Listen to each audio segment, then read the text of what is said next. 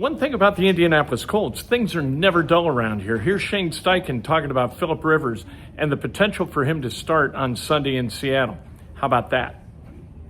All right, I'll start off. As you guys know, signed Phillip Rivers to the practice squad. Super excited for him. His passion and his obsession for the game is unmatched. For him to come back and want to do this at 44 years old, I think is incredible. And I know he's going to give everything to this organization that he has. Sunday after the game, when Daniel went down and then we found out about Riley's knee, we're kind of like, hey, what are we going to do? And me and Chris were talking, and we're like, hey, let's call Phillip, see what he says.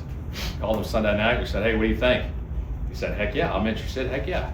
And so he slept on it. I said, sleep on it. And then Monday, called him back Monday morning. He said, I need to get up there. I need to get up there and throw, get in that building, start moving around. So he came in here, threw. He didn't forget how to throw a football. So we did that Monday, and then Tuesday, he was in the hotel thinking it over. He called us. Me and Chris were in the office. Said, what do you think? He said, dadgummit, let's freaking go. And so we said, let's do it. And so we're excited for his opportunity. Like I said, he's one of the most passionate players I've ever been around. The obsession for the game is off the charts. So I know he's fired up to be back in this building. He's been with a lot of these guys when he played here last. So looking forward to that. How soon? It's been 5 years. Is 70 possible? Does he need a week and a half? What do you think? Yeah, we're going to go through this week of practice, see how it goes, and then we'll make a decision at the end of the week probably. So we're going to get through practice. What's Riley's situation? Riley will practice. He'll practice today. He's dealing with the knee, but he will practice. If Riley's healthy, will he start? We'll see how the week goes. We'll get to the end of the week and make that decision. Are there enough similarities in the playbook that you guys used with the Chargers that he's going to come in and know what you're doing? Yeah, it's all the same. It's been the same offense since I was with him all those years at the Chargers. So yeah, he's got good familiarity. Obviously in the building all day yesterday, dialing in on the first, second down game plan, looking at third downs, all those different things. So yeah. He's obviously not in football shape. Where does that factor into all of it? Yeah, that's part of it. We've got to get him through this week of practice. Obviously, he's been throwing and working out and stuff, but obviously football shape's a little different. So we'll get him back in this week, see how the week goes, and make a decision at the end of the week. How has it been for you getting back in the meeting room with Phil? It's pretty wild. It's kind of a full circle moment, to be honest. Being back in the meeting room with him, just his energy, his passion for the game, sitting in that QB meeting yesterday, talking through things, and his hand gestures and everything he's got going. He stepped right back into it. I'm like, oh my gosh, nothing's changed.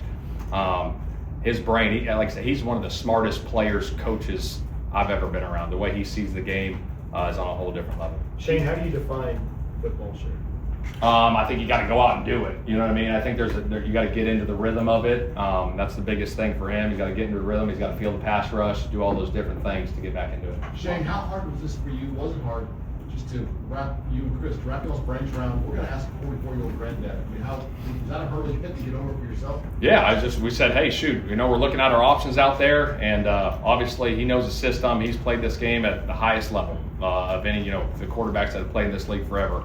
And obviously had those conversations with him. We had those conversations, and like I said, we're really excited for his opportunity. I think it's awesome. I don't want to put words in your mouth. It sounds like you're saying, depending on what you see from Phillip this week, he could start independent of Riley's situation. Yeah, we'll see. Like I said, it depends on how he feels too. He's going to get through the week of practice, right. See how he feels at the end of the week, and we'll go from there. How much do you think age played a factor or not? Because he is 44, and there's only been 6 guys, if he were to play that age in the NFL. Yeah, that's part of it, right? I think obviously age is, you get older, and but I think the cool thing is that he wants to do it. I think that's pretty freaking cool. The guy's done so much in his career. He's a semifinalist Hall of Fame, and he still wants to do it. And I think that sends volumes and message to everybody like, hey man, you get to play this game, and I got an opportunity to go do it again. And I think the obsession that he has for the game to get back on the field with his teammates is going to be awesome. Jay, 4 games to go, who's your starting quarterback? A lot of folks will be like, hey, the season's over, what are they doing here? What do you tell your guys here, 4 games to go, just sign this 44-year-old? Yeah, I think you got a guy that's done it at a high level. Obviously, it's been some time for him.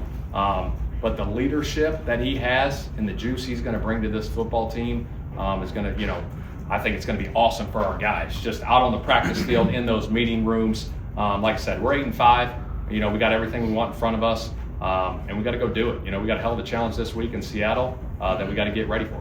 With Riley's knee, are you guys confident he could play, or is that something you guys have to figure out in practice this week? Yeah, he's going to go through practice, but he's feeling good. So we'll see how the week goes. Shane, should Riley start, given his connection, his familiarity with Phillip, how much of an asset can Phillip also be in preparing Riley for what's Oh, ahead? it's going to be huge. Obviously, the guy, he was coming out of the draft, and Phillip was helping him out of the draft. So there's a lot of familiarity there with those two guys. So it'll be good to see that dynamic now in the meeting room all the time. So it's huge to have a guy, a veteran present for Riley, for sure. Shane, If it's not this week, do you believe Phil can get to a level of play that fits the last 4 difficult games you have to win those games? Yeah, that's the belief, and I think he believes that too. If we didn't believe that, he wouldn't be here. So he's got the belief and he's got the passion to go do it. Shane, will Braden practice today? He will not. So And to be then, clear, yeah.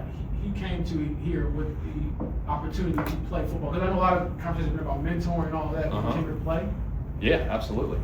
Yeah. As you guys were, in the wake of Sunday, and you guys realized that Riley had a knee injury, did you guys, reach out to anyone else? And was Phillip kind of like the first person you guys reached out to? Yeah, there's a lot of conversations. There's people we reached out to, and obviously Phillip was one of them. I know over the years it's been reported like Phil runs kind of the same offense at St. Michael Catholic. When you talked to him just about offense, what were those conversations like maybe over the last couple of years when you've been the Colts head coach? Yeah, it's the same thing that even when we were together talking football, his plays, our plays, video clips, talking through those, and here we hit this play versus this, and same terminology and stuff. So that part's, and he's been in it. So his brain's still rolling on football. And obviously it's exciting to get him back in the fold. I don't know if you remember this, but Schedule for where you practice today. Yeah, I think the biggest thing is I want to get some juice going this week for sure. And then obviously it'll also help with Phillip too, being in here too, getting some reps. I know you guys talk regularly. I don't know if you remember this, a long time ago. His last year here, he played with a foot injury and wasn't really mobile. Did he ever talk to you about that? Oh, heck yeah, he did. What do you remember about that? Because I think, obviously you think about lack of mobility at 44, but he didn't really have it that year because of the foot. So. Yeah. No, I know. He had the big toe injury or whatever it was, and he played on it. He's as tough as they get. To suit it up for however many games in a row that he's played, he's tough as nails. He's been through some stuff. Even when I was with him, just battling through things. And I think it was so important to him that he was always out there for his teammates, and that meant something to him. He's like, I'm going out there to fight for my guys, and I don't care what I have and what I got. I'm going to play. And so the injuries that he's battled through in his career, speak volumes of his toughness. Shane, will either Forrest Buckner or Sauce Gardner practice today? Sauce Gardner will not, but we are putting Buck will practice in a limited. He's back. Okay. Yeah. Shane, what will practice show you about what do you need to see? Is it velocity? Is it movement? Yeah, I think it's the movement stuff in the pocket. That's going to be the biggest thing for him, obviously. Taking drops in the pocket, feeling the pass rush, all those things, I think will be the biggest thing for him. Does Phillip have a way about getting on the same page with receivers quickly? Yeah, no doubt. He wants it a certain way and how he wants it run and the windows that he's trying to throw it into. And obviously he's got some familiarity with the guys. Mo Alley Cox he played with, Pittman he played with, JT he's played with. So I think that's pretty special too that he's coming back in this building to play with some of those guys that he went to battle with, back in 2020. How does Brett Rippon factor into all this? Because he was on your roster. Yeah. He's been here for several weeks. So Yeah, he's progressing well. He's part of the 3 quarterbacks that we got on the roster right now, and he's progressing well. Shane, I guess we haven't really asked about Seattle, but this number's pretty impressive. What do you see? They fly around. I think their head coach does a good job defensively with their scheme. Their pass rush, Leonard Williams is a hell of a player inside. Obviously, they're stopping the run really well, doing some good things on the back end with their coverages and their disguises. So we're excited to go into a hostile environment and getting fired up for the challenge. How much will that environment dictate whether you start a rookie for the first time ever versus a guy who started 200 something? Yeah, I think we got to get through the week. Not so much worried about the environment. Just get through the week, see how practice goes, and then we'll go from there. Shane, why now? Because he has talked in the past about having an opportunity to come out of retirement. So what were those conversations like about finally going through it? Well, I think a little bit too is he has a belief that he can do it, and obviously we called him, and we're in the hunt. And he's like, man, we got a chance, and I'm going to go. And if I can be a part of that, that's freaking awesome. And so he's fired up for the challenge. I know that, and if he wasn't fired up for the challenge, he wouldn't do it. How much do you think being teammates with several of these guys just 5 years ago, JT, Montgomery Jr. factored into how he can quickly integrate with some of the newer guys. Yeah, I think it's good. Obviously, a guy that's done it at high level and played with those guys, I think there's obviously a level of respect right off the gate of what he's done.